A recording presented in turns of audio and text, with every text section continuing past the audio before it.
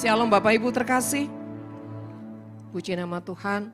Kalau kita sudah menyembah Tuhan dan seharusnya kita sudah mengalami yang namanya kelegaan dari Tuhan. Amin. Ya.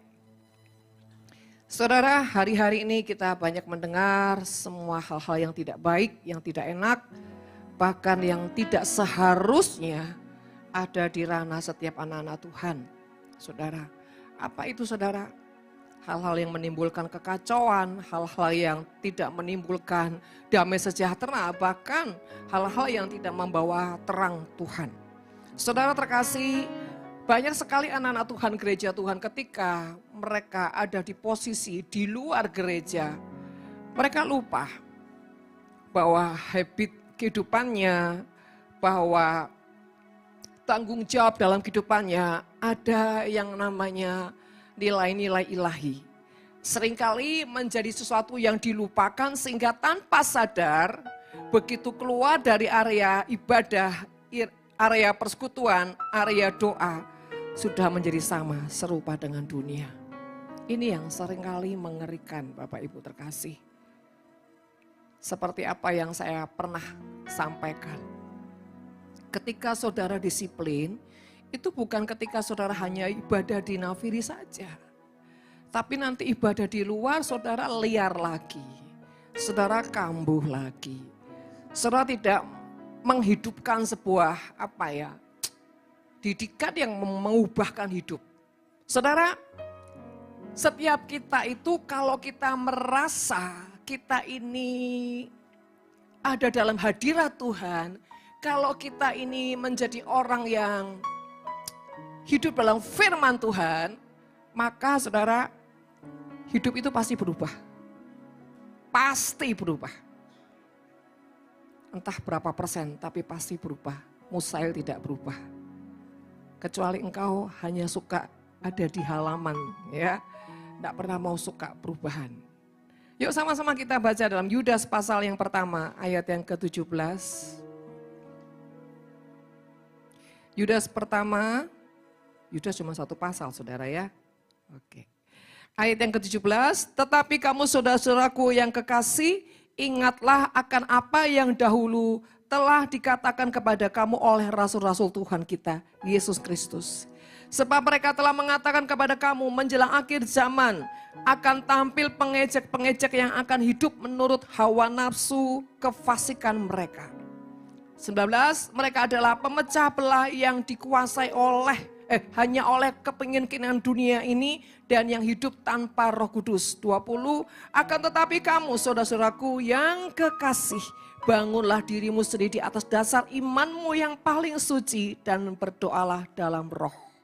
21, peliharalah dirimu demikian dalam kasih Allah sambil menantikan rahmat Tuhan kita Yesus Kristus untuk hidup yang kekal. 22, tunjukkanlah belas kasihan kepada mereka yang ragu-ragu. Langsung 24, bagi dia yang berkuasa menjaga supaya jangan kamu tersandung dan yang membawa kamu dengan tak bernoda dan penuh kegembiraan di hadapan kemuliaannya. Amin. Saudara,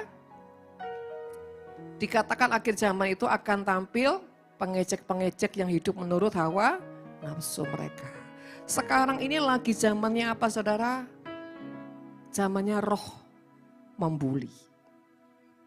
Ya. Dan banyak generasi-generasi itu tidak kuat saudara mentalnya dengan yang namanya dibully. Jangankan generasi yang sudah umur-umur, saudara yang dewasa-dewasa, yang sudah bahkan cukup senior, seringkali juga mentalnya tidak tahan dengan yang namanya dibully. Akhir-akhir ini kan ada berita-berita duka ya saudara. Dan tidak kebetulan yang mengalami ini adalah anak seorang hamba Tuhan. Dan yang paling tragis, respon-respon anak-anak Tuhan dan hamba-hamba Tuhan lebih liar dari orang dunia. Sampai tidak melihat nilai-nilai kasih. Orang lebih banyak menghujat daripada mensupport. Dan ini sangat mengerikan, saudara. Tapi inilah akhir zaman. Manusia tuh semakin jahat dan apa? Menjadi apa? Menjadi hamba uang. Segala sesuatu kalau uangnya nggak kelihatan, nggak terasa, nggak meradiasi pribadi orang tersebut, maka menjadi pengaruh yang besar. Coba kalau yang mati, saudara ya. Orang yang nyekokin, saudara ya. Sampai muntah-muntah. Ada enggak berani orang yang ngomong? Saudara terkasih. Saya bukan orang yang sok suci, enggak, saudara. Tapi ngeri juga kalau banyak orang itu, minimal gini, anak hamba Tuhan kok bunuh diri. Loh, hamba Tuhan ya manusia biasa loh, saudara. Apalagi anaknya. Anaknya dan orang tuanya tuh pasti enggak sama. Saudara please, jangan suka mengklaim seperti itu. Bukan karena saya posisi hamba Tuhan tuh saya enggak ada hubungannya. Intinya gini, kita menghakimi aja udah enggak boleh. Anak Tuhan itu saudara ya, anti yang namanya menghakimi. Itu jahat.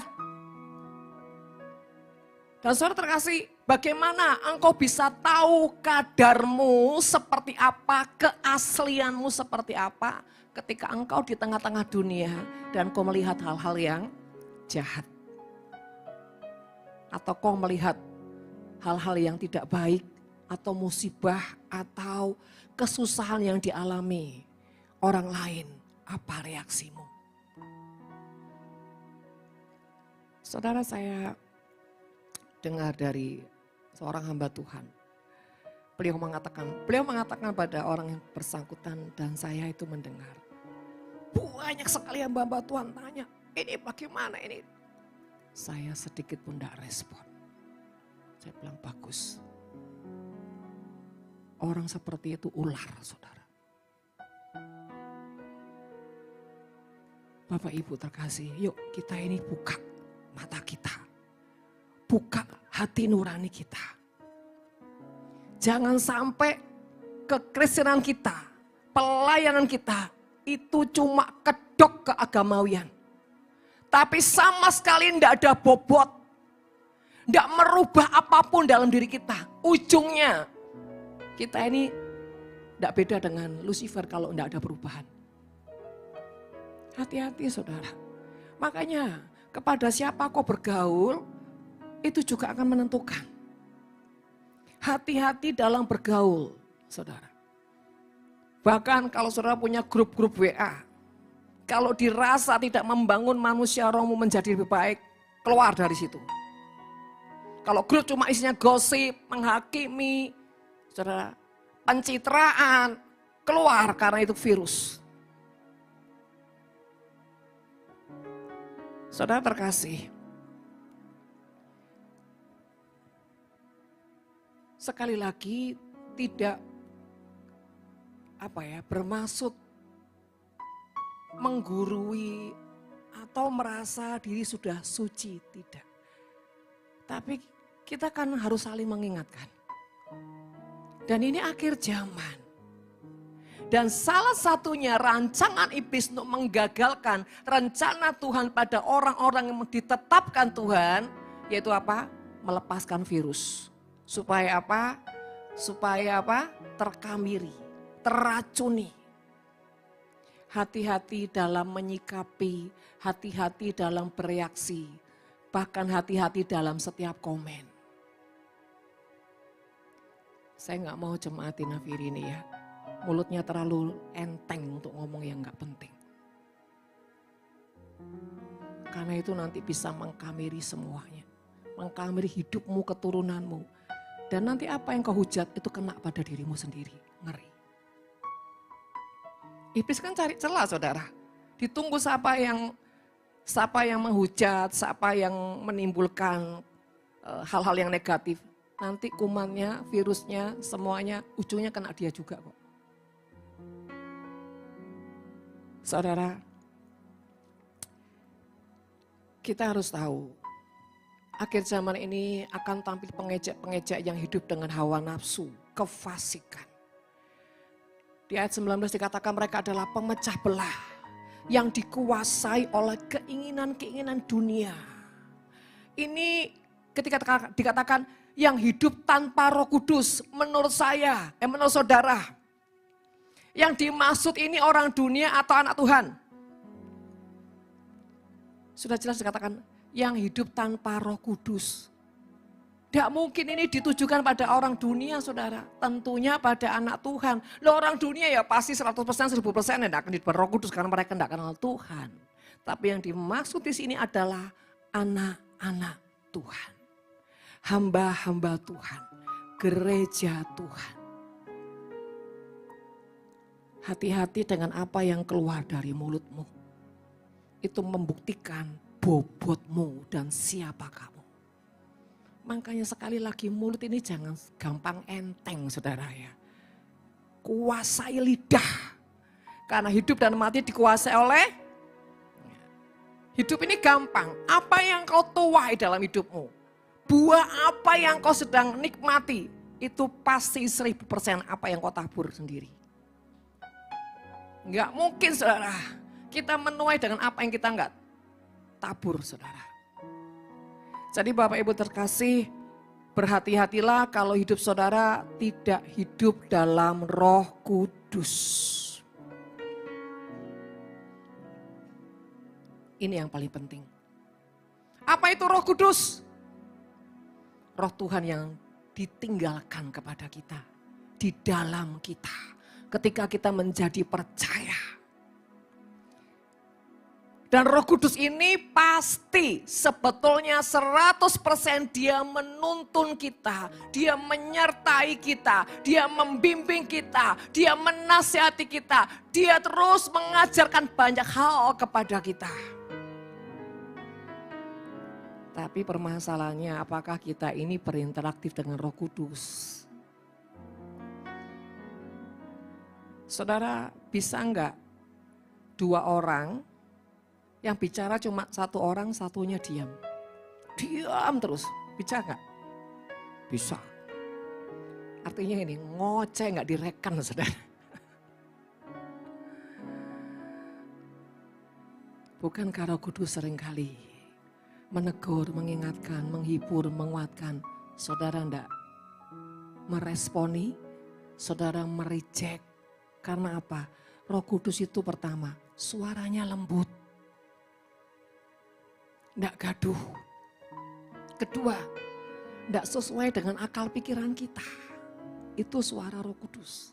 Misalkan, ketika kita emosi, Roh Kudus bilang gini, langsung bicara di pikiran kita. Stop, tidak usah ketularan emosi.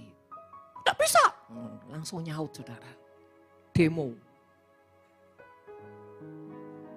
Roh Kudus, lagi kita lemah, dia menguatkan kita. Tapi mau sampai kapan? Loh saudara, wis pokoknya ono perbantahan nih. Realita. Ya memang orang hidup itu realita. Tapi ingat kau juga manusia roh. Yang kau gak bisa lihat tapi kau bisa rasakan. Sekarang sih coba renungkan.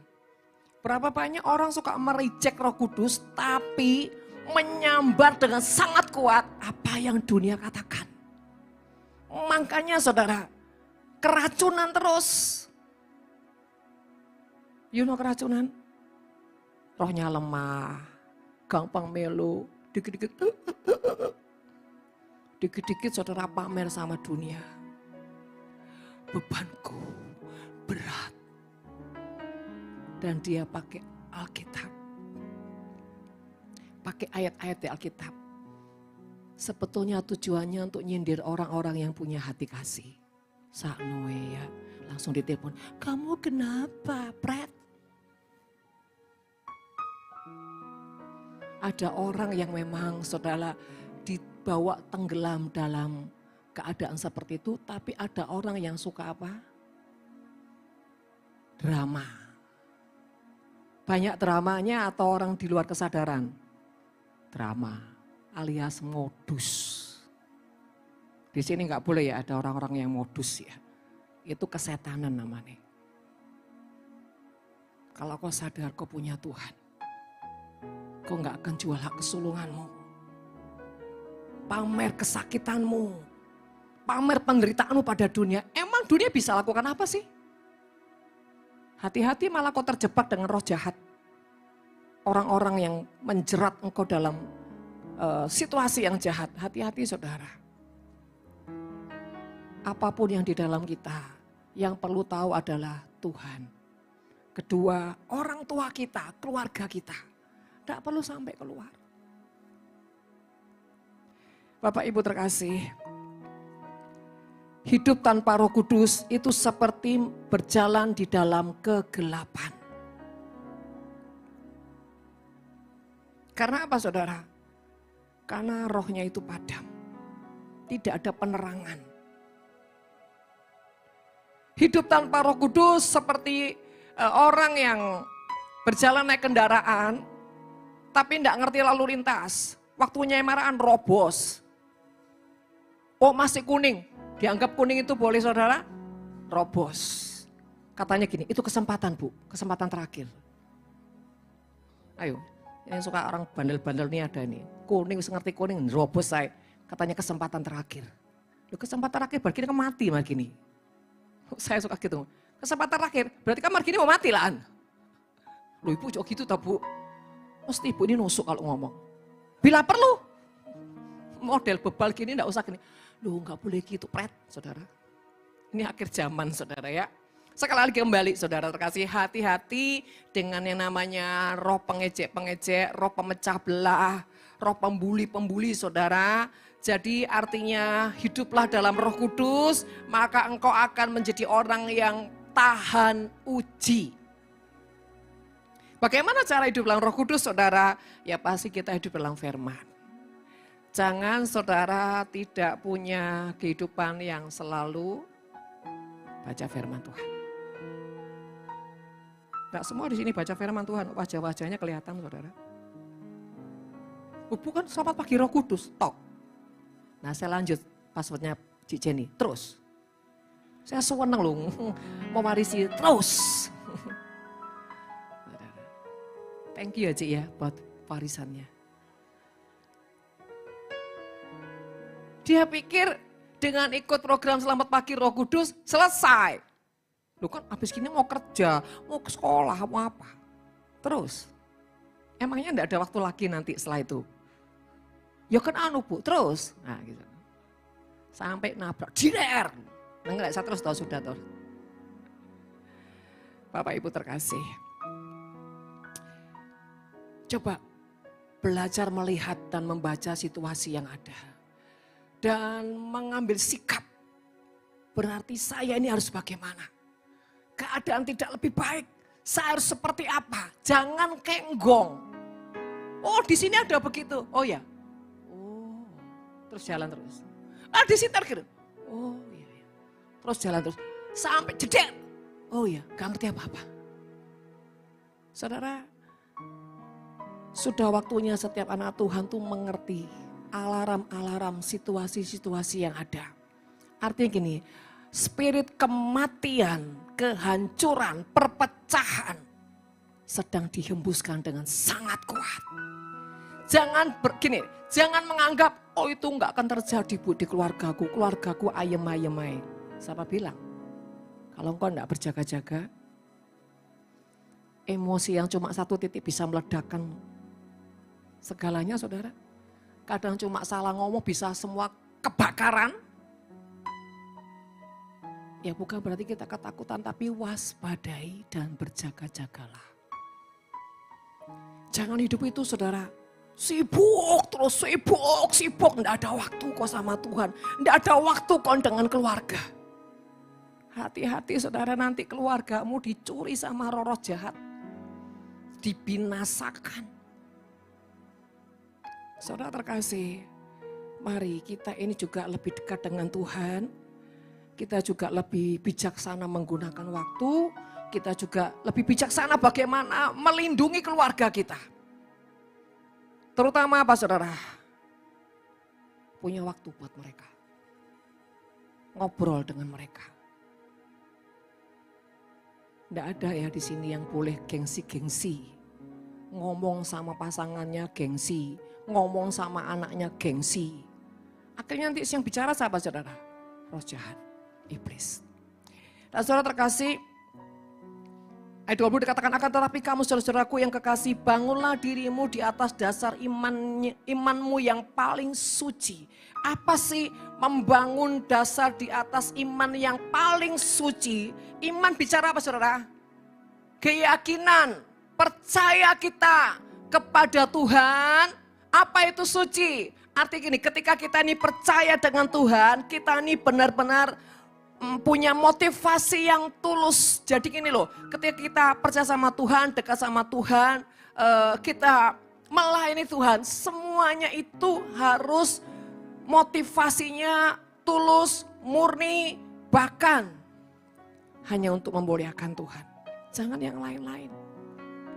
Semua yang kau lakukan, saudara, robek di jiwa ini. Telusuri, sudahkah yang kulakukan ini tulus untuk Tuhan? Hanya untuk Tuhan. Tidak boleh ada yang lain. Saudara, ini yang dikatakan suci. Bahkan apapun yang kita perbuat, tidak ada motivasi lain kepada manusia. Selain semua untuk Tuhan. Bapak Ibu terkasih, sekali lagi manusia ini seringkali, saudara ya, pagi hari menjaga dirinya, bahkan berkata gini, ku serahkan tubuh jiwa rohku dalam pimpinanmu Tuhan. Tapi fakta realitanya dipimpin Tuhan enggak? Kenapa itu enggak ditingkatkan kesadaran bahwa aku harus berjalan dalam pimpinan Tuhan? Seringkali kalau sudah keluar kamar doa, ruang doa, bubar saudara visinya tadi. Bubar komitmennya. Mulai berjalan dengan kemauannya, mulai berjalan dengan pikirannya, mulai terpengaruh A, B, C, D. Tapi tidak pernah bertanya, Tuhan, kau mau aku lakukan apa? Dalam step by step berjalan dengan Tuhan. Yuk Tuhan, pimpin langkahku. Tuhan mau aku lakukan apa sekarang?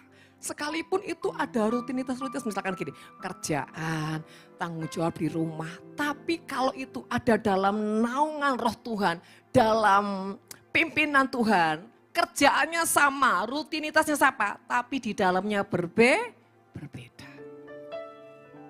Ibu-ibu yang masak, Bu, kerjaanku ya pancet lah Bu, habis doa ngurus anak ya pasti belanja ke pasar masak. Terus, Roh Kudusnya enggak perlu. Loh kayak belanja perlu Roh Kudus. Lalu ikannya misalkan, ikan basi, ikan enggak bagus. Belajar. Apapun, mau masak aja tanya Roh Kudus hari ini masak apa ya? Kalau kau tanya Roh Kudus, begitu anggota keluarga buka, wow enak gitu. Padahal bagimu ya, apa ya? Kayak biasa nih loh. Yang bikin terkagum itu apa? Ada pengurapan. Kenapa? Tanya Roh Kudus. Saudara, pasti akan berbeda. Bu, kalau belanja uangnya kurang, tanya Roh Kudus. Ya salahmu dewe. Ada orang yang hatinya kayak gitu. Kalau kurang maksudnya apa? Oleh utang, Bu.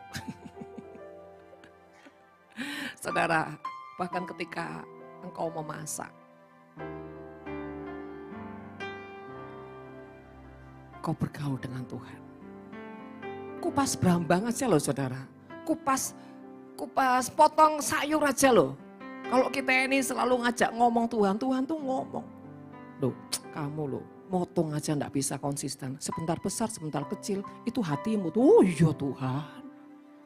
Tuhan itu pokoknya selalu rame saudara kalau kita mengaktifkan dia. Perkara potong sayur aja loh. Sebentar kecil, sebentar besar. Iya Tuhan, kesuwen Tuhan. Loh namanya enggak tekun itu. Oh iya Tuhan, bertobat. Cuma lihat orang nyuci ayam, lontar, nyuci sembarangan. Pantesan hidupnya beledukan. Oh iya memang Tuhan. Tuhan itu saudara dalam segala apapun pasti bicara. Lihat orang kelomprotan, itu pasti kemproh. Kalau kemproh di luar pasti kemproh di dalam. Tapi gini, bedanya Tuhan, satu pun tidak ada tujuan menghakimi. Tapi belajar kembali kepada kehidupan.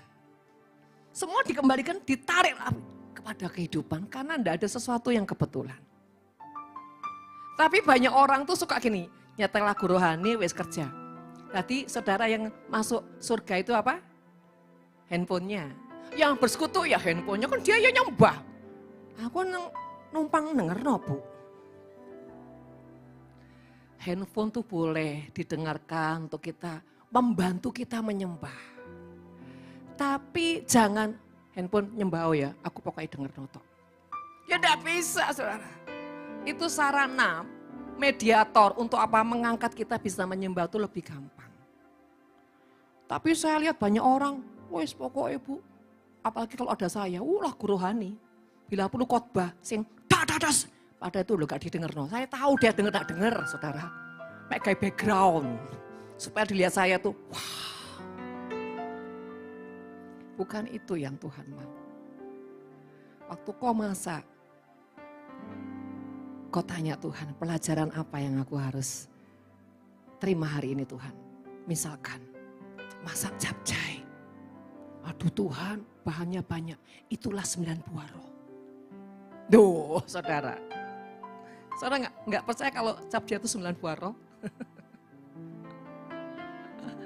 Saudara terkasih.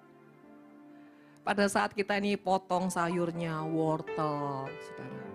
Supaya mata kita nggak jahat. Menghakimi orang terus. Ada apa lagi di capcay saudara? Ada kul tuh yang hijau ya. Hatimu tuh berbunga dan damai seperti kul ini. Segar dan menyehatkan. Ada sawi hijau, ada sawi yang putih saudara. Kalau sawinya tuh lebar gitu, engkau seperti dilingkupi. Kalau yang hijau saudara. Kalau yang putih, hatimu harus bersih seperti ini. Dipotong tipis, besar, tebal, enggak apa-apa. Saudara, di capcay ada bakwannya, ada kekian. Dia bilang gini, bakwan itu sama-sama dihancurkan, kekian juga dihancurkan dagingnya.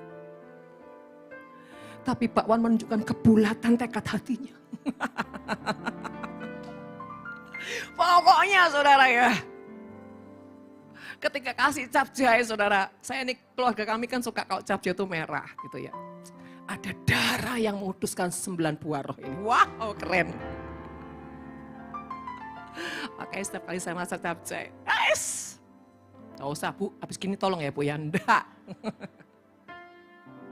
Kadang-kadang kita masak enggak seberapa, tapi karena kita bersama Tuhan ngobrol. Jadi masaknya apa? Kecipratan urapan. Karena Tuhan hadir di tengah-tengah kita kerja. Jadi enak saudara. Ya, begitu saudara. Nah Bapak Ibu terkasih kembali lagi. Itu yang dikatakan hidup dalam Roh Kudus. Jadi gini loh, aktifkan Roh Kudus ini sehingga kita ini selalu bisa ngobrol. Bahkan saudara kalau saya ini jujur ya, saya ini kan orang yang enggak bisa terlalu cerewet ya. Tuhan, saya ini jujur enggak punya talenta gitu. Tapi kebanyakan Tuhan tuh yang ngobrol, kasih tahu, ajarin gini, nanti lihat ini Tuhan ngomong gini. Itu saudara. Tapi tujuannya sama sekali tidak untuk menghakimi atau melihat kelemahan orang. Tapi kembali menjadi materi saya belajar. Kembali untuk pertobatan saya. Kembali mengingatkan saya bukan untuk orang tersebut.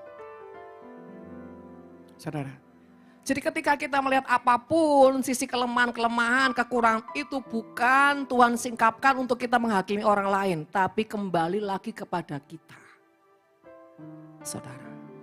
Dan itulah namanya perjalanan sekolah kehidupan.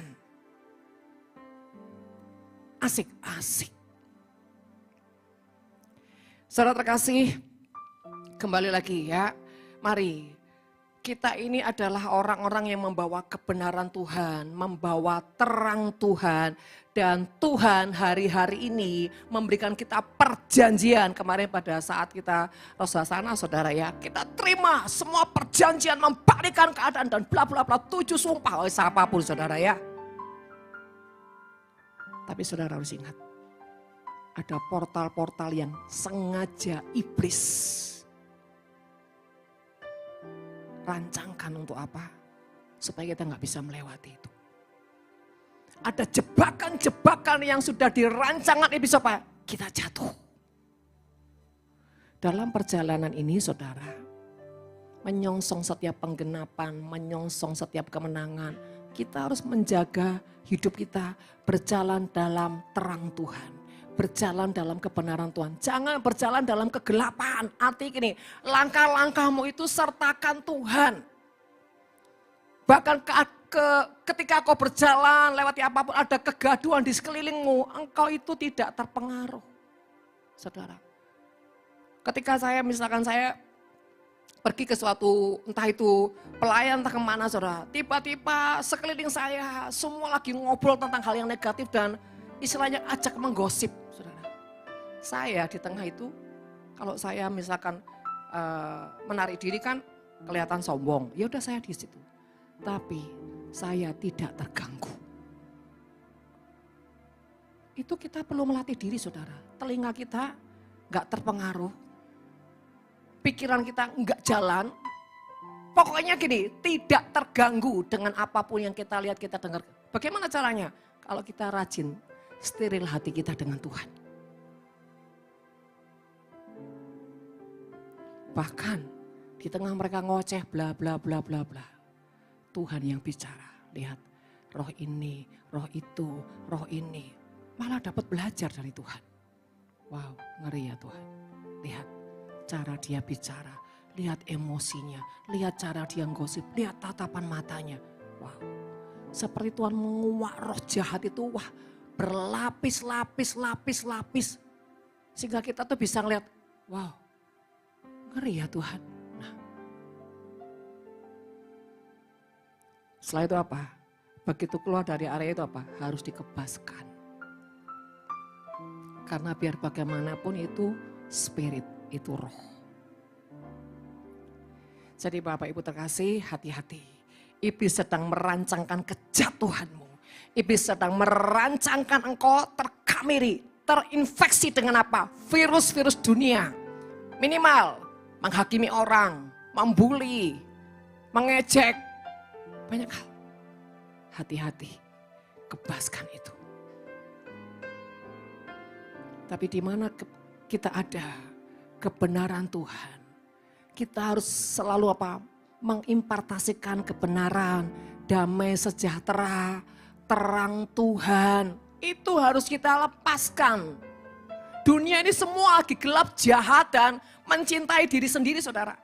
Dan ada kerakusan. Ya. Ibu Valen kemarin bilang gini di Pasda, ada roh Lewiatan. Apa roh Lewiatan? Roh kerakusan, roh kemarahan.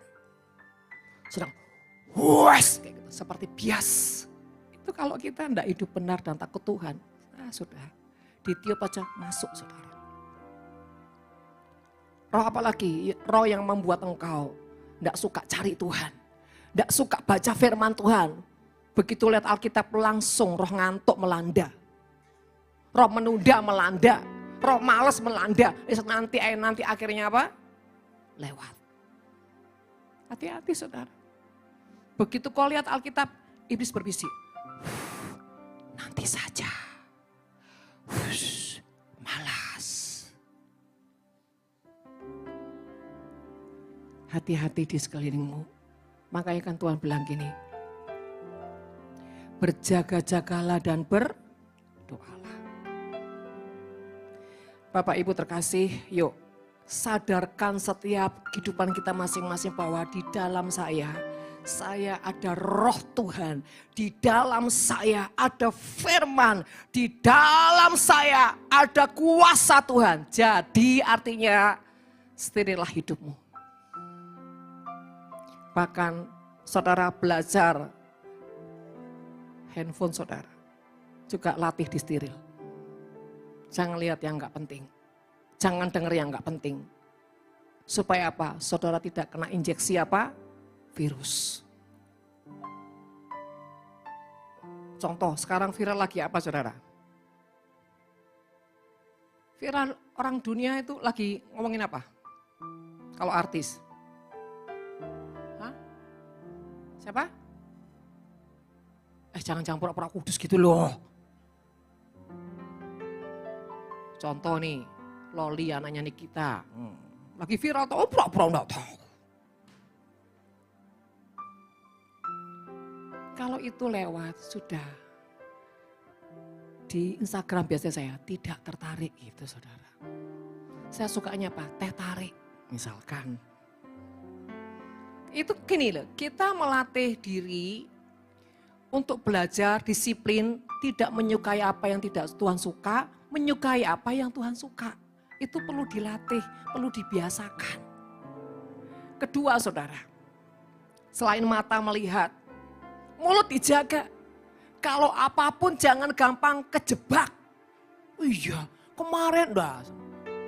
Cuma gini tuh, orang itu loh ya. Langsung kita udah panjang A sampai Z. Lu cek gampangnya dijebaki. Nah itu. Lidah-lidah yang suka menghakimi, menggosip, menghujat. Stop. Belajar. Kuasai dirimu. Jangan-jangan ketika engkau mau dijebak, iblis tahu kenapa. Karena engkau mau diberkati, makanya dijebak dulu. Supaya berkatnya enggak datang. Pagi jam 8 sampai jam 10 menjaga damai sejahtera. Iblis tahu, malaikat kok bawa berkas-berkasnya. Waduh sih, tak pancing emosinya, tak pancing. Begitu dipancing, luak bedak. Malaikat ini balik. Serius, saya ngomong ini serius. Setiap kali kau jatuh, itu kenapa? Ada apa ya? Kau cerdas. Setiap kali Tuhan mau melepaskan kasih karunia, mau melepaskan berkat, mau melepaskan perkenan, engkau tersandung. Kenapa? Engkau tidak waspada, engkau tidak berjaga-jaga. Dan engkau terlalu fokus dengan apa yang kau lihat di dalam kehidupan dunia. Engkau enggak belajar lebih fokus dengan apa kata Tuhan, mempercaya Dia sekalipun matamu belum lihat, tapi belajar percaya. Itu harus ditetapkan hatinya saudara. Sekalipun belum melihat, tapi katakan, hatiku percaya Tuhan. Segala yang baik pasti datang dalam kehidupanku. Dan iblis sedang menggagalkan perjalanan saudara seperti ini. Saudara harus apa? Tekun dalam berjalan bersama Tuhan. Yang ketiga, kenali kelemahan. Kelemahan saudara itu di mana? Itu yang dijagai terus. Bahkan bilang, Tuhan kendalikan aku. Bahkan kini tolongi kelemahanku di Tuhan. Karena ketika engkau tidak mengontrol kelemahanmu, engkau akan terus jatuh di situ terus saudara. Engkau bukan tidak tahu. Engkau tahu, tapi ketika kau tidak menjaga, itu salahmu sendiri. Ketika kau tidak mampu menahan segala satu, bilang gini, Tuhan kalau engkau enggak tolong aku, ini pasti sudah marah, pasti emosi. Bilang sama Tuhan, bahkan Pak Yusak bilang, mau jatuh aja, doa. Tuhan, tolong ini gamu, tahan Tuhan, meledaklah aku Tuhan, meledaklah Tuhan. Andalin Tuhan.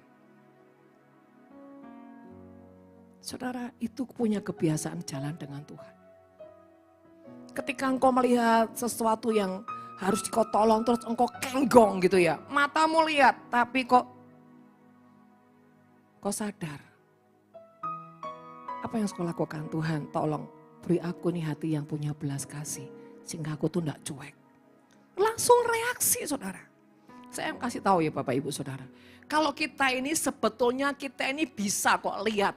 Misal kemarin saya nggak tahu saya ngomong apa saya lupa. Kalau misalnya nih ya, misalnya kita tuh ngalamin apa, lagi bagaimana gitu.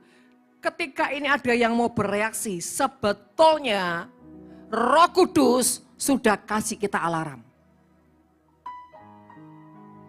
Contoh gini. Misalkan ya, kita ini diam. Tapi kita mau, pikiran kita mau kemana ini, kita tahu. Oh kata ini kelihatannya mau ke sana nih pikiran saya.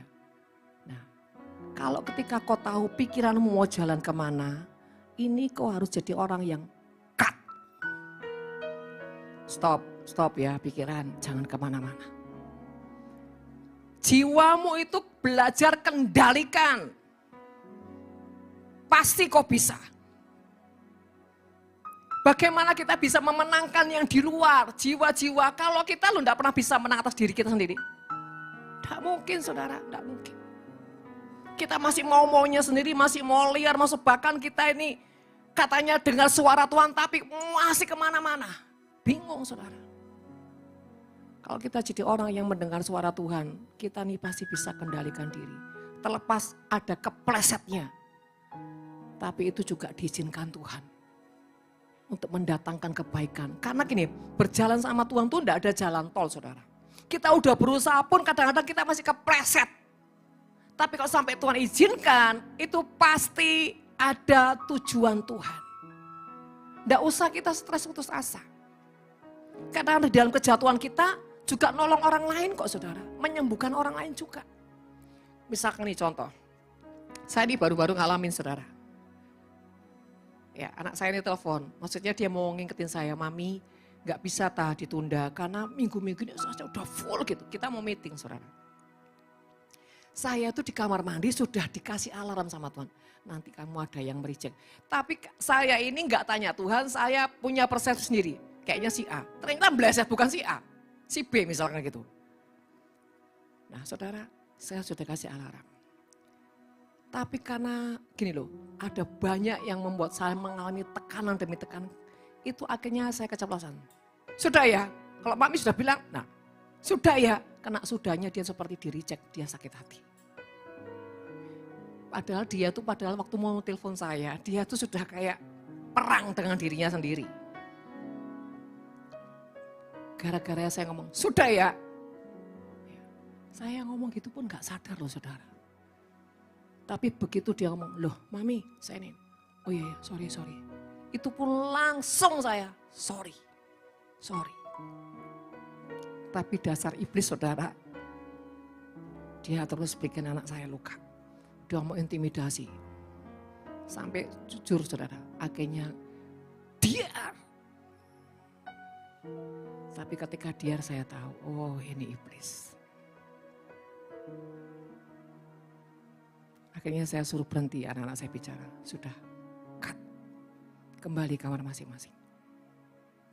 Yang satu berusaha menjelaskan pada si A, Mami itu begini. Tapi dia merasa, kamu kok bela Mami terus? Nah, karena luka. Saudara, kenapa itu terjadi? Satu kata bisa bikin meledak, diar. Padahal pada saat saya salah, anak saya ingatkan, saya langsung, oh sorry ya. Saudara terkasih, apakah saya tidak dipimpin Roh Kudus? Apakah saya tidak minta? Minta. Tapi terkadang dia izinkan. Untuk apa? Saya belajar lebih lagi. Kedua, untuk membuka, mengorek, mencabut roh yang pahit dalam diri anak saya. Kan kalau ada virus, ada racun, butuh apa saudara? Obatnya. Hah?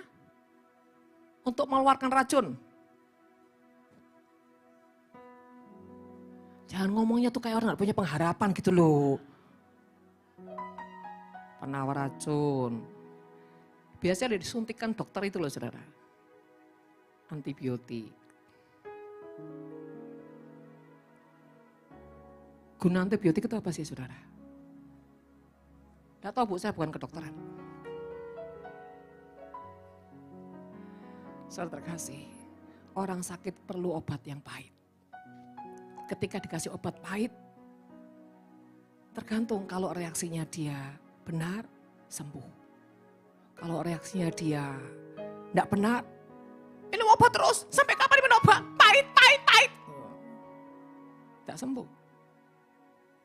Sekarang saya mau bilang, kalau kau selalu punya keroh emosi, engkau akan diperhadapkan dengan orang-orang yang godok emosimu. Sampai kapan? Sampai kapan? Jangan tanya sampai kapan. Bahkan dia bilang, saya ini sudah ngampuni mami. Bukan perkara mengampuni sayang. Tapi bagaimana memastikan kamu sembuh. Kamu sembuh pasti kamu mengampuni. Kamu mengampuni belum tentu sembuh. Atau belum sembuh total. Yang sok-sok sudah mengampuni ini kan, saya ini sudah mengampuni.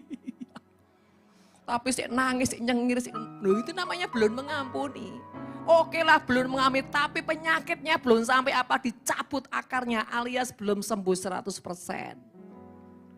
Kalau orang sudah sembuh, saudara, berarti dia total mengampuni.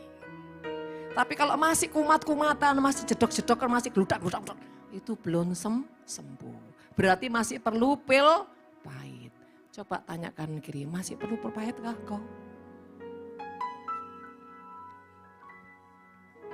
Nah saudara, ini juga keluarga hamba Tuhan. Kadang tiba-tiba duar, bukan kobongan ini saudara. Tapi yang membedakan, itu tidak berlama-lama. Malah ini menjadi akses untuk pemulihan, demi pemulihan, demi pemulihan. Akhirnya anak saya datengin, mami sorry juga. Akhirnya apa saudara? Hati, rasa, kasih, sayang, cinta, sembuh. Tapi perlu diar dulu kadang-kadang. Jadi diar itu kadang-kadang baik, enggak apa-apa. Nek enggak diar itu saudara, enggak dicabut oyotnya saudara. Nek cabut pelan-pelan, aduh kesuwen. Ya kembali Bapak Ibu terkasih, hari-hari ini berhati-hatilah, waspadailah dengan yang namanya roh menghujat, roh membuli, roh menghakimi. Hati-hati karena itu racun yang bagaimana iblis berusaha mengkamiri jiwa, rohmu supaya apa? Engkau bermasalah terus dengan Tuhan dan ujungnya engkau putus asa, engkau capek dan bla bla dan engkau tidak punya kekuatan untuk apa? Menyembah Tuhan. Tidak punya kekuatan apa? Berbuat kebaikan. Tidak punya kekuatan apa? Berjuang. Iblis sedang membuat kekuatanmu itu sampai di titik yang paling bawah. Hati-hati Bapak Ibu. Dan hati-hati dalam meresponi setiap didikan Tuhan. Hati-hati dalam meresponi setiap apapun yang Tuhan izinkan. Harus kita lewati. Supaya apa? Supaya kita belajar menjadi lebih dewasa, lebih diperlengkapi, lebih dimurnikan. Jadi orang yang kuat. Saudara. Bahkan saudara terkasih, hari-hari ini terus bangun komunikasi yang lebih baik dengan keluarga. Jangan cuma fokus sibuk di luar. Bagaimana kau bisa bicara dengan keluargamu, bisa membangun hubungan, membangun komunikasi dan perhatikan keluargamu. Mereka ini kenapa dan apa kebutuhannya kau harus tahu.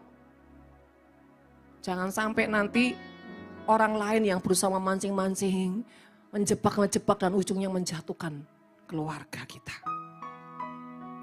Saudara, mari mulai jadi gembala di dalam keluarga. Gembala itu apa sih? Memperhatikan, membawa dombanya ke padang rumput, memberi apa? Damai sejahtera. Orang tua harus bisa memberikan, menciptakan damai sejahtera di dalam rumah tangga, di dalam keluarga. Jangan terus melepaskan duri-duri membuat anaknya apa? Sakit hati, kesel, bla bla bla. Orang tua itu panutan. Kalau hidup kita sebagai orang tua aja enggak bisa jadi panutan, anak kita jadi apa saudara?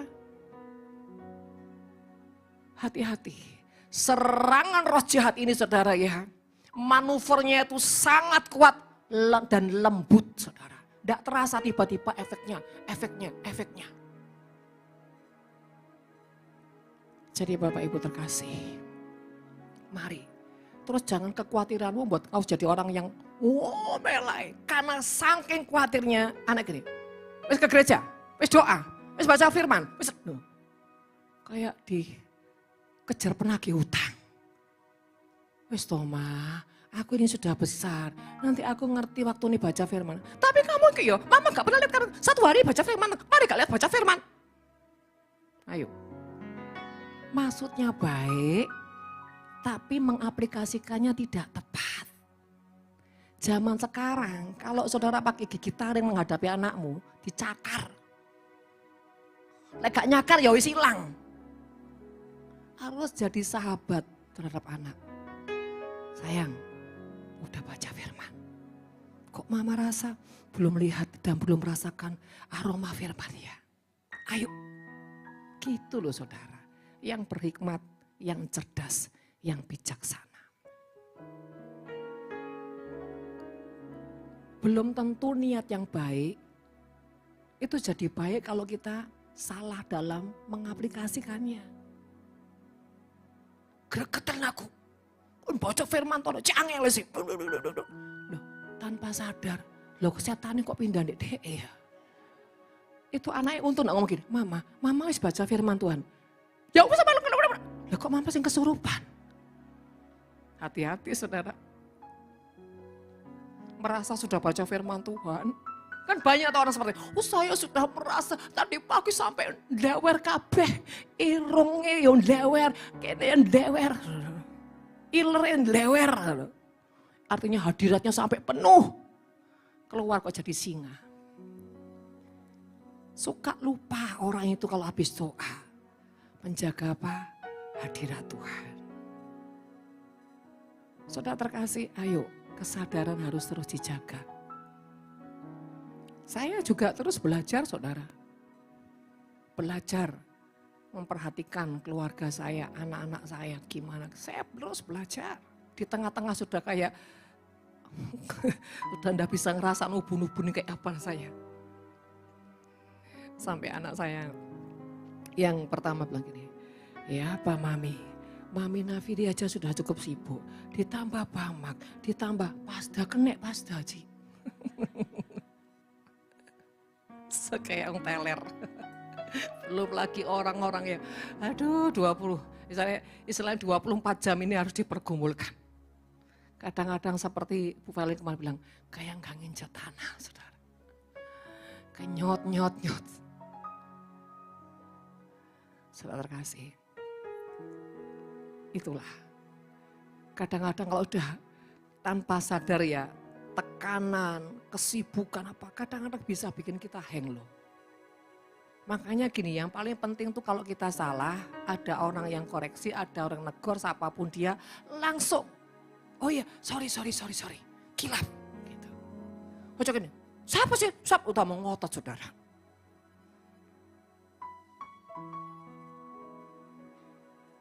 Saudara, dan saya ini bersyukur salah satu anak saya ngeluarin statement gini, gak apa-apa kalau mami salah bilang aja, bicara aja, mami loh sekarang buka hati kok, seneng kok, kayak gini, mau kok ditegur, apa, enggak masalah mami itu.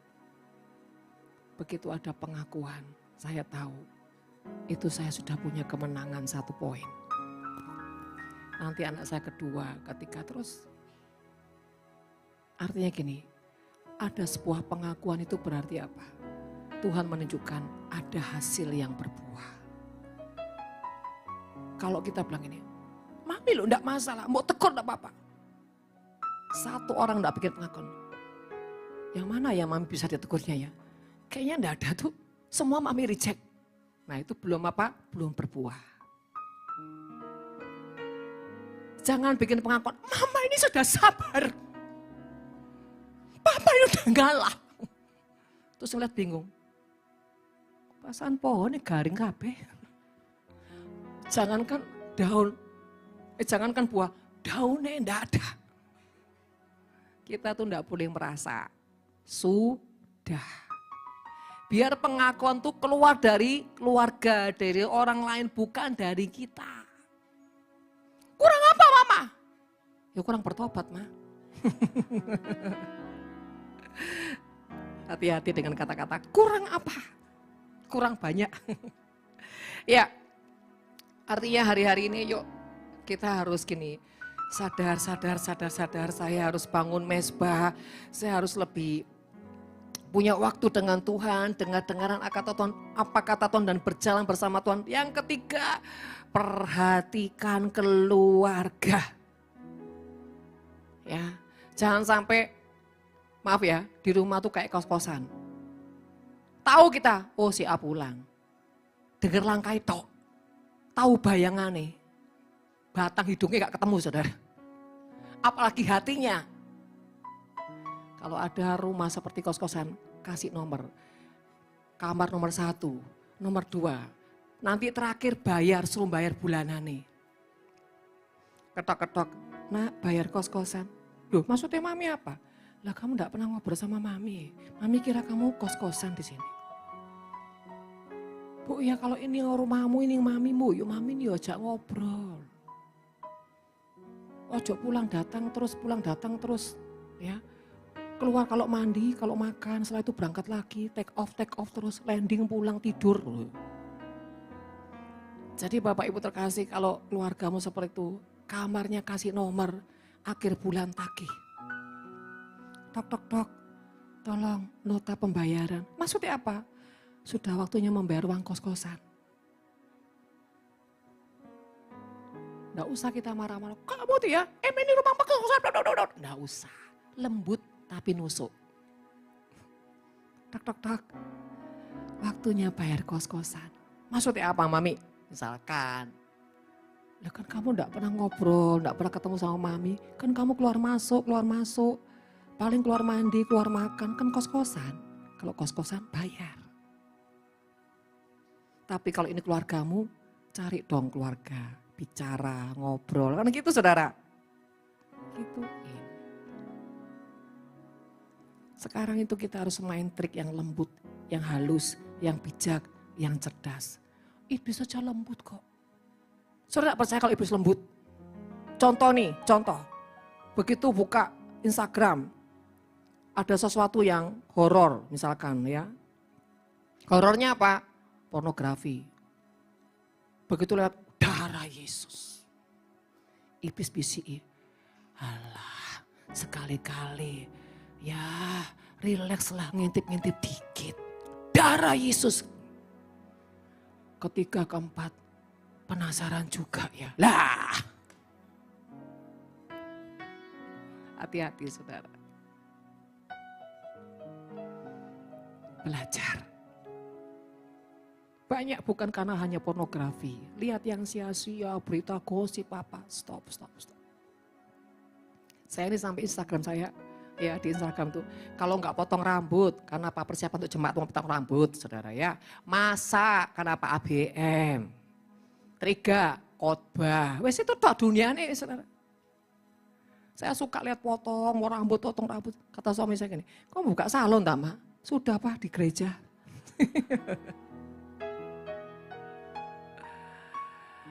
Gini, kalau saya gini dok, bukan mau apa ya. Kan kalau kita ini cuma mendidik, wah. Tapi tidak diimbangi dengan menunjukkan kasih sayang, perhatian. Orang ya kejat-kejat saudara. Tapi setidaknya kalau saya punya waktu, ayo siapa yang mau potong rambut? Ada yang gini, Pak Wid, bisa ojo, urusan Ibu Windah itu.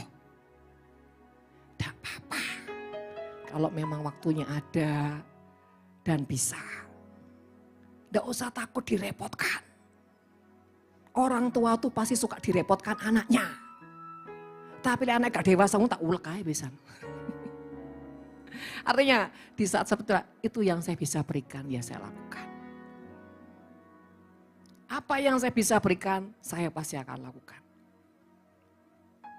Bahkan saya tuh keliling. Mau potong rambut? Mas on potong rambut keliling menawari diri. Yang ketiga, sebuah perhatian.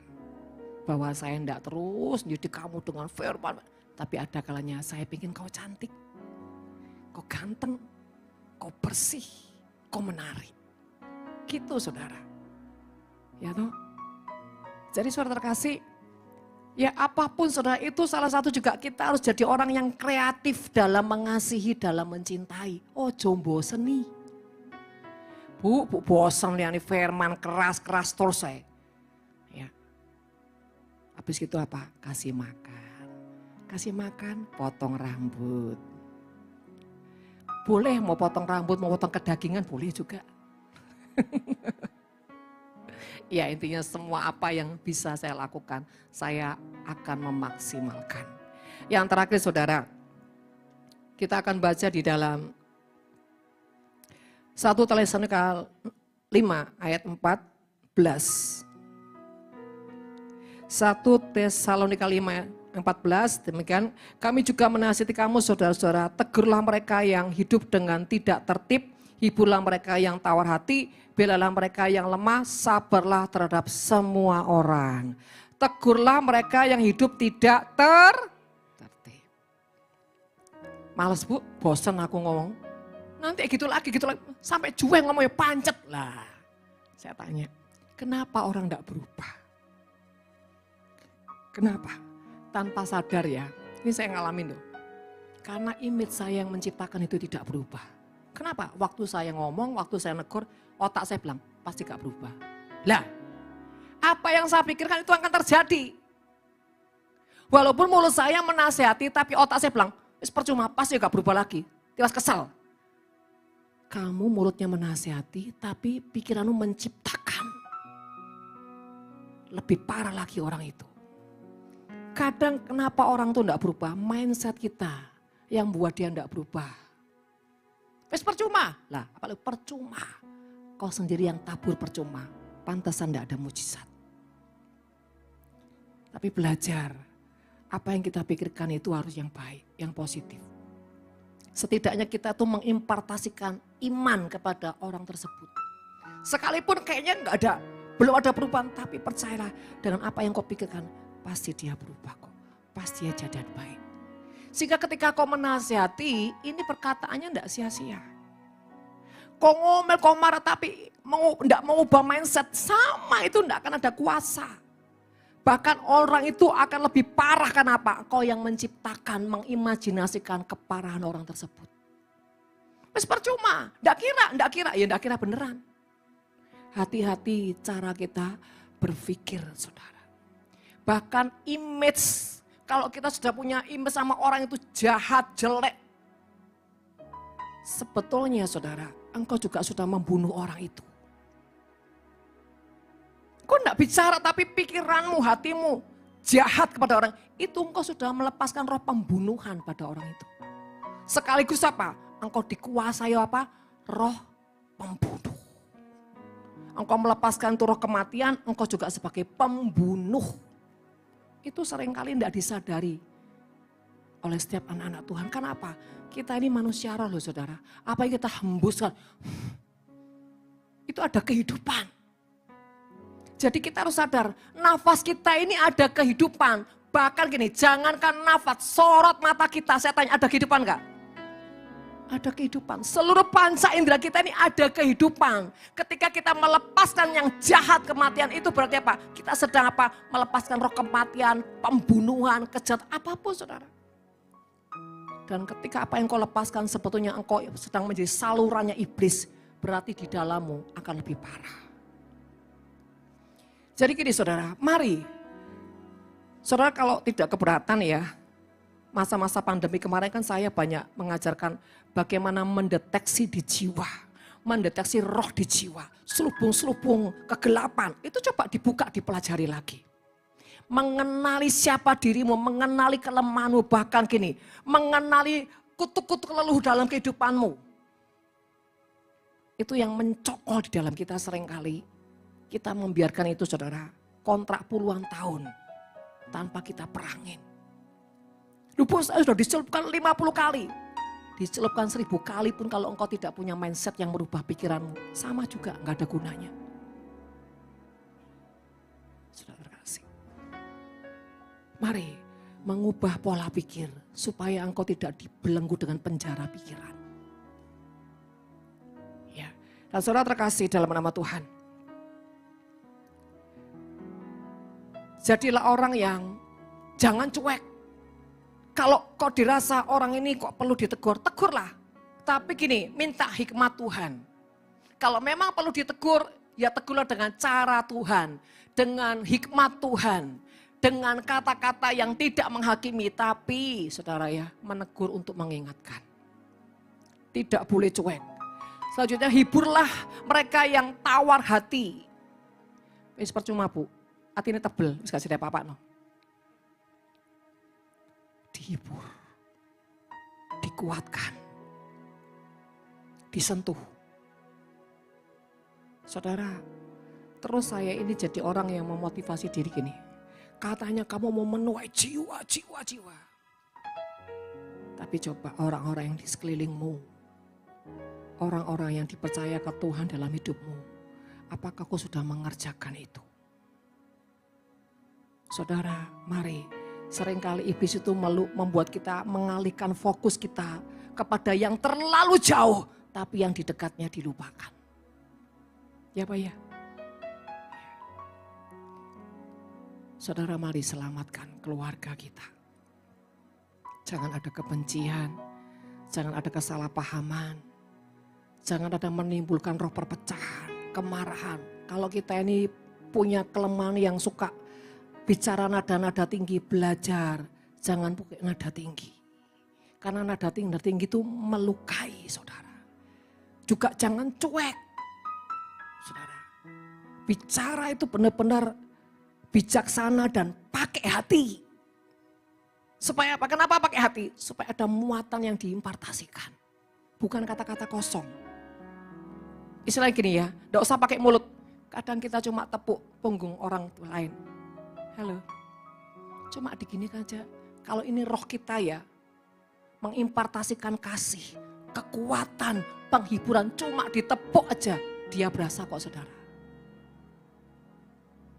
Tapi coba kalau yang lepuk itu musuh, kok berasa juga enggak? Berasa. Artinya seluruh sel-sel kita ini ada kehidupan, bahkan tanpa perkataan. Mari saudara terkasih. Hari-hari ini iblis sekali lagi iblis sedang menggagalkan setiap rencana Tuhan dalam hidupmu. Bahkan iblis menggagalkan setiap kemenangan yang Tuhan sudah siapkan bagi hidupmu. Waspada. Jadilah orang membawa terang Tuhan, kebenaran Tuhan, jangan terkamiri, tapi bagaimana menjadi orang yang meradiasi. Membawa pengaruh, bukan dipengaruhi. Kemanapun kau pergi, dimanapun kau ada. Jadilah membawa pengaruh. Pengaruh yang ilahi, yang surgawi. Dan saudara, jangan membalas kejahatan dengan kejahatan. Yang terakhir, sabarlah terhadap semua orang. Sabar. Bu, kadang aku kayak empot-empot, bu, kayak udah tak makan, bu. Lapar, coba cari meja makan. Saudara, hati-hati. Sebetulnya disitulah letak kelemahanmu, emosi, lagi Tuhan kerjakan. Sabar. Sabar. Ketika kau sabar, engkau punya penguasaan diri, engkau punya roh kelemah lembutan. Ya memang kebetulan ibu gak suka ngomong, lele aku kira gak ngomong, langsung panuan ibu. Ini bagi orang yang suka saya sarankan bagaimana bisa sembuh, bahasa roh aja. Sak karepmu, sak sukamu, sak ledehe, enggak apa-apa. Malah membangkitkan roh. Kalau enggak, nyembah. Memuji Tuhan.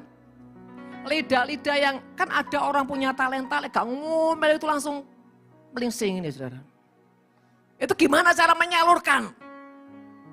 Kita nggak bisa samakan ya orang yang diam kayak Pak Parjito ya dengan orang sing doyan ngomong misalkan siapa? Tommy misalkan, lek lagu dek seneng ngoceh dan tentek saudara. Terus Pak Parjito nggak bilang gini, Tom, kuasai diri. Distilotip, ya nggak iso Pak. Tapi Pak Parjito bilang, gila, bahan khotbah, wis khotbah. Wis nyanyi yo. Atau deklarasi. Tidak perlu di jalan-jalan sana lo. Ya enggak saudara. Kita harus tahu. Orang yang suka ngomong terus kita diamkan, stres nanti gila.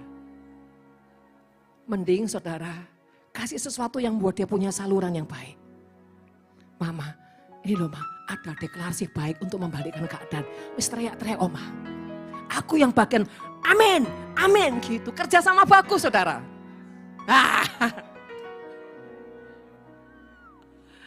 Ojo gini, ngoceh, mblenek aku lah. Setan ketemu setan, neraka rumahnya saudara, rugi. Kan kalau kita tahu ada keajaiban yang menjadi kelebihan keluarga kita, manfaatkan. Itu, saudara. Misalkan kalau di rumah saya, kalau Elisa kan suka ngomong, calon pengacara ngomong. Ketemu Robert. Ya wis toh, Elisa suruh deklarasi, suka wah. Robert sing, yes amin, amin, amin. Enak saudara. Ada lagi anak saya pertama. Suka ngocok, pokoknya ada dia rame saudara. Yuk saya ini punya menantu sama anak pertama yuk suka doyan ngomong pisan saudara. Dia bilang wes memang kau ini memang orang yang membawakan lawatan besar. Kalau enggak ada kau enggak rame. Menantu saya itu style sama anak saya pertama. Wah pokoknya 2 orang ini kalau datang rame. Ibarat sini tuh tanti, enggak ada orang soalnya. Kalau enggak ada tanti sepi tuh, iya. 1 orang bisa mengkamili seluruh ruangan. Iya. Nomor 2 siapa yang bisa 1 orang mempengaruhi seluruh ruangan? Ibu Lili. Coba kalau ada Ibu Lili. Sepi. Enggak enak. Semua kayak Pak Bu Jenny. Bu Jenny ku rame di sini tok. Di bawah pasti sepi, enggak enak. Kita ini butuh saling melengkapi, ya toh. Ibu Kristen ini, wah, gak ada dia sepi saudara. Gak apa-apa kayak Ibu Kristen ini, apa adanya, bukan ada apanya. Ya toh, coba kalau semua seperti Bu Ana, halo, salam, salam, salam. Garing. Tapi memang semua itu harus ada keseimbangan. Apalagi kayak Sally toh. Sally, wes tambah dunia senyap. Saudara, semua itu saling melengkapi. Wes toh, ditakdirkan Tuhan tuh punya tujuan. Ojo gini, wes toh ojo ngoceh, jangan. Itu mematikan talenta. Saya ini saudara ya, kalau di rumah butuh orang yang ribut saudara. Dalam arti kata suasana. Karena saya sama suami itu ya sama-sama sepinya saudara. Cuma lihat-lihatan toh, akhirnya lihat TV akhirnya saudara. Kalau sudah datang sapa, kita langsung senang saudara ya. Karena apa? Butuh orang yang bikin suasana, rumah, hati enak. Contohnya kalau di rumah, kalau yang datang render dia sepi. Coba datang Aurel, langsung gini, aku lagi. Ya, artinya seperti saudara ya. Jadi saudara kasih, mari ciptakan. Mulai kita ciptakan. Harus pintar, harus berhikmat, harus bijaksana, cerdas. Bagaimana membangun surga di dalam keluarga. Amin. Yes. Supaya apa? Keluarga kita terhindar dari semua racun-racun, virus-virus yang ada di luar. Dan kalau ada berita yang tidak baik, saudara kita itu anti komen hal-hal yang negatif. Tidak boleh, dilarang, haram. Ya. Menghakimi, stop. Karena apa? Itu nanti virusnya mengikuti Anda lebih 3 kali lipat, 50 kali lipat. Bahaya, enggak usah. Lebih baik investasi yang baik. Investasi yang baik. Kalau ada kejatuhan demi kejatuhan, doakan. Tuhan kasihanilah. Kasih lama-lama Tuhan gini. Hatimu kok sama seperti aku ya nak ya. Coba kalau saudara itu selalu mendoakan orang-orang yang jatuh lama-lama. Hatimu sama seperti aku, wow. Tapi kalau seperti ini, lu nak, apa sih Tuhan? Katanya kamu anakku, loh kok wajahmu kayak Lucifer gitu. Ya apa saudara? Buahmu itu kok penghujatan, bukan buah roh. Ya, saya memang tidak tidak like saudara punya Instagram yang punya, tapi saya suka mampir. Instagram si A, si B, saya lihat ngupload apa, komen apa. Saudara, karena apa? Kalau ada salah satu yang komen-komen negatif, langsung saya tangking dalam nama Yesus. Waduh, ketawanya langsung. Loh, itu namanya domba, mau memastikan, gembala memastikan domba-dombanya tidak ada racun. Ada loh rajin ibadah. Tak lihat saudara Instagramnya, like komen, aduh. Tuhan tolong cawan ini berlalu daripadaku. Tapi saya tidak komen supaya dia tidak tahu kalau saya itu mengintai. Tapi saya doakan. Ya, hati-hati saudara, intinya kalau ditarik garis, milikilah buah roh. Supaya apa yang Tuhan sudah tetapkan dalam hidupmu itu benar-benar terjadi. Milikilah kasih, jangan penghujatan. Kasih menutupi banyak pelanggaran bukan karena kita kompromi, tapi karena kita tidak mau menghakimi. Amin. Mari kita akan bangkit berdiri.